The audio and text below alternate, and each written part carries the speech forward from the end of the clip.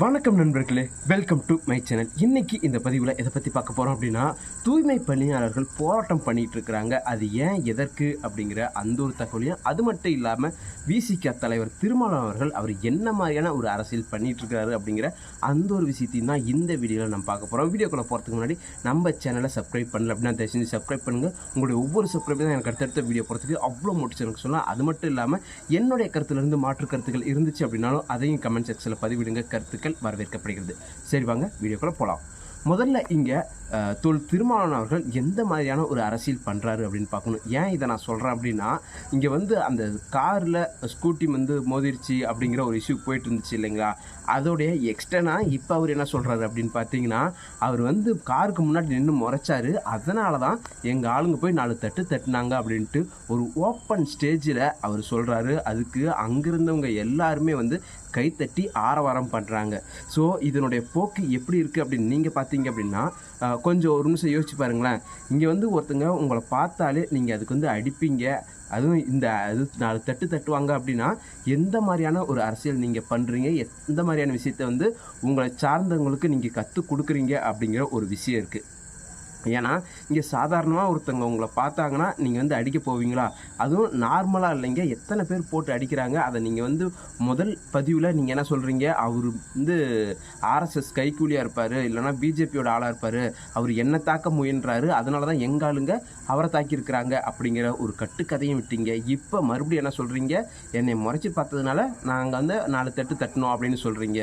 So ஒரு மனிதன், தனி மனிதன் அது வக்கீலுக்கே இந்த நிலைமை அப்படின்னா, இன்னும் சாதாரண மக்களாக இருந்தால், இல்லை சாதாரண மனிதராக இருந்தால் என்ன ஆகும்? அதாவது நீங்கள் என்ன சொல்கிறீங்க, அவர் என்ன ஜாதினே தெரியல அப்படிங்கிற மாதிரியும், அது மட்டும் இல்லாமல் இதுக்கு எல்லாத்துக்கும் காரணம் பிஜேபி தான் அப்படிங்கிற அந்த ஒரு கட்டமைப்பையும் உண்டாக்குறீங்க.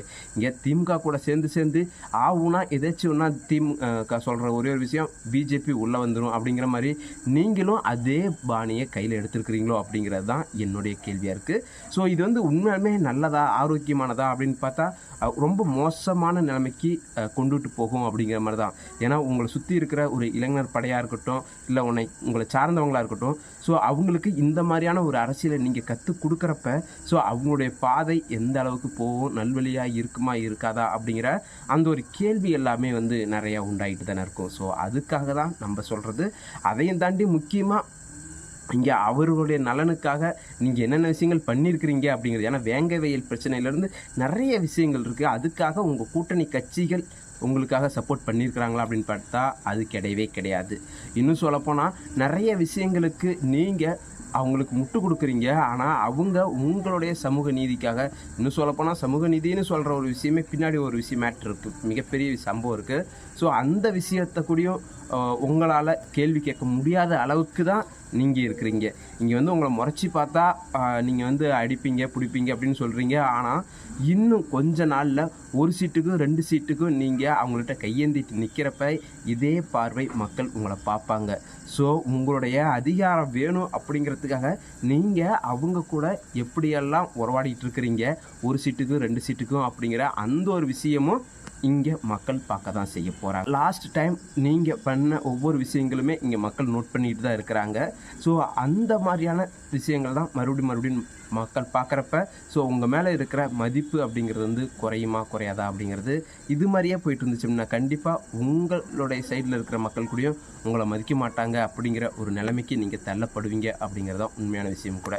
ஸோ இதெல்லாம் ஒரு பக்கம் இருக்கிறப்ப, இன்னொரு பக்கம் மிகப்பெரிய அளவில் ஒரு போராட்டம் நடந்துகிட்டு இருக்குது. இன்னும் சொல்லப்போனால் தூய்மை பணியாளர்கள் தன்னுடைய மனுக்களை கொண்டுட்டு கொடுக்கறதுக்கூடியும் இங்கே உரிமை இல்லாத அளவுக்கு இந்த தமிழ்நாட்டில் ஒரு நிலை ஏற்பட்டுருச்சோ அப்படிங்கிற அளவுக்கு இங்கே ஒரு சூழல் இருக்குது. அது எப்படி சொல்கிறேன்னா, இங்கே தூய்மை பணியாளர்களுக்காக வாதாடுற வழக்கறிஞர் பாரதி அவர்கள் மிகப்பெரிய அளவில் நேற்று ஒரு பேட்டி கொடுத்துருக்கிறாரு. ஸோ அதில் அவர் சொல்கிற விஷயம் என்ன அப்படின்னா, இங்கே இது ஜனநாயக நாடா, ஜனநாயக நாடு மாதிரியே இல்லை. ஏன்னா இங்கே போராட்டம் பண்ணுறதுக்கு இடம் கேட்டால் அதுவும் தர மாட்டாங்கிறாங்க. மனு கொடுக்கலான்னு அப்படின்னு வந்தாலும் அவங்களையும் வண்டி அதாவது போலீஸ் அரெஸ்ட் பண்ணி அவங்கள கொண்டுட்டு போய் சென்னைக்கு அவுட்டரில் ஒரு 20-25 கிலோமீட்டருக்கு அவுட்டரில் கொண்டுட்டு போய் வச்சு அங்கே அவங்களுடைய மனுக்களை வாங்கிக்கிறதும் அங்கேருந்து அவங்கள விடுவிக்கிறதும் இது எந்த மாதிரியான ஒரு அடக்குமுறை அப்படின்னு தெரியல அப்படிங்கிற மாதிரி அவர் நிறைய குற்றச்சாட்டுகளை தமிழக அரசு மேலே வச்சிட்டு இருக்கிறாங்க. ஸோ இதுக்கெல்லாம் குரல் கொடுக்காத திருமாவளவன் அவர்கள் தன்னை ஒருத்தன் பார்த்துட்டான் அப்படிங்கிற ஒரு காரணத்துக்காக இங்கே அடிக்க விட்டது அப்படிங்கிறது வந்து எந்த அளவுக்கு சரி அப்படின்னு நீங்களே கொஞ்சம் யோசிச்சு பாருங்கள். இது இங்கே மட்டும் இல்லைங்க, நிறைய இடத்துல நம்ம கேட்க வேண்டிய கேள்விகள் இருக்குது. சாதாரணமாக ஒரு தூய்மை பணியாளருக்கு கிடைக்க வேண்டிய, அதாவது அவங்கள வலுக்கட்டாயமாக குண்டு கட்டாக தூக்கிட்டு போன விஷயங்கள்லாம் இந்த இது சுதந்திர தின டைமில் நடந்துச்சு இல்லைங்களா? ஸோ அவங்க கேட்குறது சும்மா புதுசாக ஒரு கோரிக்கையோ மனுவோ இல்லை, நீங்கள் உங்களுடைய வாக்குறுதியில் கொடுத்தது தான். இங்கே எங்களுக்கு வேலை வந்து நிரந்தரம் பண்ணுவீங்க அப்படின்னு நீங்கள் சொன்ன வாக்குறுதி தான் அவங்க கேட்குறாங்க. ஆனால் அதுக்கே நீங்கள் என்ன பண்ணுறீங்க, அதெல்லாம் முடியாது அப்படிங்கிற மாதிரியும், அதுக்கு போராட்டம் பண்ணால் அதுக்கு இடமும் கிடைக்காது அப்படிங்கிற மாதிரியும், அப்படி போராடுறவங்கள கைது பண்ணி சென்னைக்கு அவுட்டரில் கொண்டுட்டு போய் வைக்கிறதும் அப்படிங்கிற இந்த மனநிலை எந்த மாதிரியான மனநிலை அப்படின்ட்டு எனக்கு சுத்தமாக புரியவே இல்லை. ஏன்னா நீங்களே வாக்குறுதி கொடுக்குறீங்க, அப்படி கொடுத்த வாக்குறுதியை நிறைவேற்றுங்க அப்படின்னு கேட்டால் அவங்கள வந்து கைது பண்ணுவீங்களா அப்படிங்கிற கேள்வி தான். நேற்று 900 பேருக்கு மேலே கைது பண்ணியிருக்கிறீங்க. ஸோ இன்னும் அது தொடரும் அப்படிங்கிற மாதிரி தான் அந்த வழக்கறிஞர் பாரதி அவர்கள் சொல்லியிருக்கிறாங்க. அது தொடர்றது மட்டும் இல்லாமல் அவங்களுடைய கோரிக்கை என்னவாக இருக்குது, அந்த கோரிக்கையை நிறைவேற்றிட்டா பரவாயில்லையே. மேயர் அவர்கள் சொல்கிறாங்க சம்பள உயர்வும் பணி நிரந்தரமும் கேட்டாங்க, அது கோரிக்கை நடந்துருச்சு அப்படிங்கிற மாதிரி பொய்யான தகவலை பரப்புறீங்க அப்படின்னு வழக்கறிஞர் பாரதி அவர்கள் வந்து அந்த இடத்துல சொல்கிறாங்க. ஸோ இப்படி நிறைய விஷயங்கள் வந்து இன்னும் சொல்லப்போனால் போராடாத ஆட்களே இல்லை அப்படிங்கலாம். ஏன்னா ஒரு பக்கம் செவிலியர் போராடிட்டு இருக்கிறாங்க, அவங்களுக்கு வந்து சம்பளம் வழங்கலை அப்படிங்கிற அந்த ஒரு குற்றச்சாட்டுக்காக. இன்னொரு பக்கம் வந்து ஆசிரியர்கள் ஒரு பக்கம் போராடிட்டு இருக்கிறாங்க, இந்த பக்கம் தூய்மை பணியாளர்கள் அப்படின்ட்டு ஒவ்வொரு அரசு அதிகாரிகளும் இங்கே வந்து உங்கள்கிட்ட போராடி தான் ஒவ்வொரு விஷயத்தையும் பெறணும் அப்படிங்கிற அளவுக்கு இங்கே இருக்குது. ஆனால் நீங்கள் பொய்யான வாக்குறுதிகளை கொடுத்துருக்குறீங்க அப்படிங்கிறது தான் இந்த இடத்துல உண்மை. ஏன்னா இங்கே வந்து நீங்கள் வந்தீங்க அப்படின்னா இடைநிலை ஆசிரியரை நாங்கள் பணி நிரந்தரம் பண்ணுவோம் அப்படின்னு நீங்கள் தான் சொல்லியிருக்கிறீங்க. ஆனால் அவங்கள இன்ன வரைக்கும் போராட வச்சுருக்கிறது நீங்கள் தான். அதே மாதிரி தூய்மை பணியாளர்களுக்கும் நீங்கள் வேலைவாய்ப்பு தரதா சொல்லியிருக்கிறீங்க, ஆனால் அவங்களையும் போராட வச்சுருக்கிறது நீங்கள் தான். இது மாதிரி நிறைய விஷயங்கள் சொல்லிட்டு போயிட்டே இருக்கலாம். ஆனால் அப்படியெல்லாம் நீங்கள் சொல்லிவிட்டு எதுக்கு மறுபடியும் நீங்கள் இந்த மாதிரியான ஒரு நடவடிக்கை பண்ணுறீங்க அப்படின்னு நமக்கு தெரியல. ஸோ அதை கொஞ்சம் மக்கள் பார்த்துக்கிட்டு இருக்கிறாங்க. சிஎம் சார் கொஞ்சம் பார்த்துக்குங்க அப்படின்ட்டு தான் நான் நினைக்கிறேன். இது மட்டும் இல்லாமல் இன்னொரு முக்கியமான விஷயம் என்னென்னா, கோயம்புத்தூரில் அந்த மேம்பாலத்துக்கு வந்து ஜிடி நாயுடு அப்படின்ட்டு வச்சுருக்கிறீங்க பேர் வச்சதில் என்ன பிரச்சனை அப்படின்னா, நீங்களே ஒரு தமிழக அரசாணை வந்து ஒன்று வெளியிடுறீங்க, இந்த சாலைகளுக்கு தெருகளுக்கெல்லாம் சாதி பேரில் இருக்கிறத வந்து ரிமூவ் பண்ணிடணும், சாதி பேர்களை எடுத்துடணும் அப்படின்ட்டு நீங்களே சொல்லிவிட்டு, ஆனால் ஒரு மேம்பாலத்துக்கு நீங்களே ஜிடி நாயுடு அப்படின்னு வச்சுருக்கிறீங்க. அதுக்கு தங்கம் தென்னரசு அவர்கள் வேறு முட்டு கொடுத்துருக்கிறாரு. என்ன அப்படின்னா, இங்கே வந்து ஜிடி நாயுடு அப்படின்னு சொன்னால் தான் அவரை தெரியும், அவர் வந்து மிகப்பெரிய தொன்றாட்டி இருக்கிறாரு அப்படி. அதையெல்லாம் ஓகே தான், அதாவது மிகப்பெரிய அளவில் தொன்றாட்டி இருக்கிறாரு அப்படிங்கிறதெல்லாம் ஓகே தான். ஆனால் என்னுடைய இன்னொரு கேள்வி என்னென்னா, ஏன் ஜிடி நாயுடு அப்படின்னு தான் வச்சா தெரியுமா? ஏன் அந்த பகுதியிலே ஜிடி அப்படிங்கிற கம்பெனிலாம் இருக்குது, அதாவது ஜிடி இன்ஜினியரிங் அப்படிங்கிற மாதிரியும் ஜிடி ஹாஸ்பிட்டல் அப்படிங்கிற மாதிரி ஜிடியிலே தான் அங்கே இருக்கிறவங்க எல்லாருமே பேர் வச்சுருக்கிறாங்க.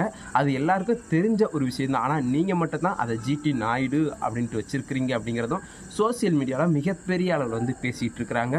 ஸோ அதையும் உங்கள் பார்வைக்கு கொண்டுட்டு வரணும் அப்படின்னு தான் நினைக்கிறேன். ஏன்னா ஒரு பக்கம் சமூக நீதி பேச நீங்கள் தான் இங்கே துப்புரவு பணியாளர்களுக்கு சரியான முறையான ஒரு விஷயத்தை நீங்கள் பண்ணுறீங்களா அப்படின்னு கேட்டால் கிடையாது.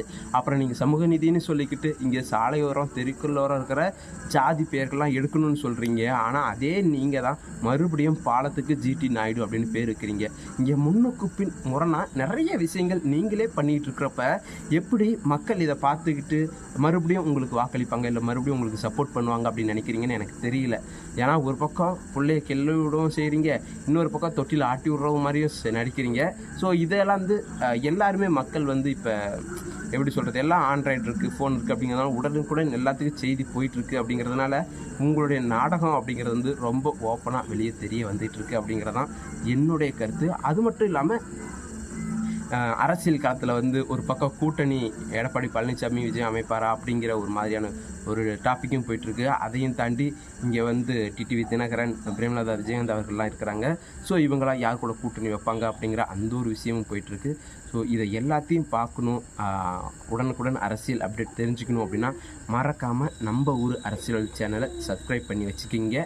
அது மட்டும் இல்லாமல் என்னுடைய கருத்துலேருந்து மாற்று கருத்துக்கள் இருந்துச்சு அப்படின்னாலும் அதையும் கமெண்ட் செக்ஷனில் பதிவிடுங்க. கருத்துக்கள் வரவேற்கப்படுகிறது. மீண்டும் ஒரு பதிவில் சந்திப்போம். நன்றி, வணக்கம்.